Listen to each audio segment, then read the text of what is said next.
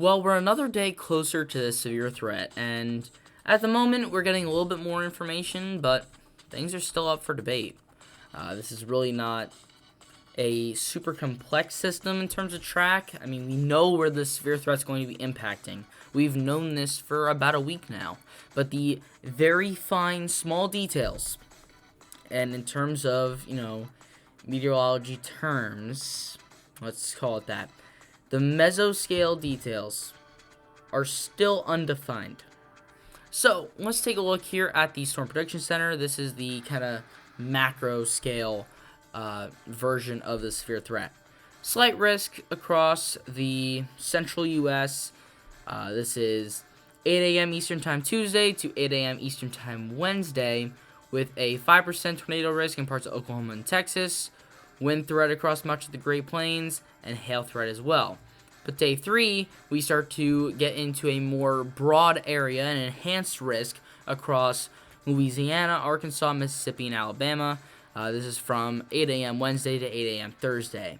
And then our day 4 outlook shows the potential for some more severe thunderstorms all the way up into maybe the Philadelphia and New York City metro areas.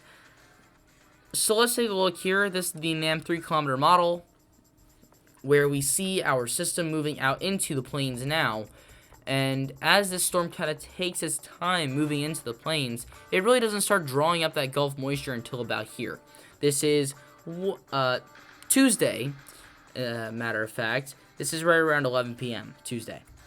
Now you can see where that tornado threat could be in Oklahoma and Texas. As this second low pressure forms, we get that cold air behind it, that warm air out in front, and this is where you could see that instability. But as this low pressure progresses, we see a lot more cold air getting pulled in behind it as that low pressure strengthens, brings in more cold air from the Arctic. We see this line of thunderstorms from Missouri all the way down to Texas, and that just rolls through the southern U.S., strengthening specifically in Arkansas, Louisiana, Mississippi, and Alabama. Now, eventually, we do get into the northeast with this storm system, where we could see that system impact areas such as New Jersey, Pennsylvania, Maryland, Delaware, Virginia, and the Carolinas with some severe thunderstorms. I do think they're going to be sporadic severe thunderstorms, not a concentrated line that we've been expecting. It does look like this storm is going to be beyond its peak intensity at that point. I think it'll be, in terms of maturity, when a storm is maturing, it kind of reaches its peak, and then as it continues to mature, it just kind of dies off. Even though the storm is at 981 millibars, which is very strong, it is starting to die off. You can see that the consistency of all of the moisture is much less than, let's say, right around here. This is probably the peak of this storm. You see a lot more consistent rainfall, strong snow on the back end, thunderstorms, 982 millibar low pressure system. That's kind of peak storm, and then it starts to mature, and even though it's still strengthening that low pressure system, you can see that the consistency of that rainfall is much less, and you have kind of a over-matured system there, and that's why you'll probably see more sporadic thunderstorms in New Jersey, Pennsylvania, Delaware, Maryland, Virginia, North Carolina, South Carolina. The one thing I do want to go over here, and we're just going to use the NAM 3-kilometer model. Let's go to our mixed layer cape. This kind of shows us our energy for thunderstorms. And at the moment, we are seeing some blues, but no yellows. So we're in that 1,000 to 2,000 joules per kilogram range, but not that 2,000 to 3,000, which is important because that will mean that some of these thunderstorms could be less intense than a week ago. But in terms of our significant tornado parameter, we're still looking at a very severe tornado threat, with some of those reds popping up. Those are 3s, and then as we move into Louisiana, Mississippi, we could see some more reds in there. Those are also 3s.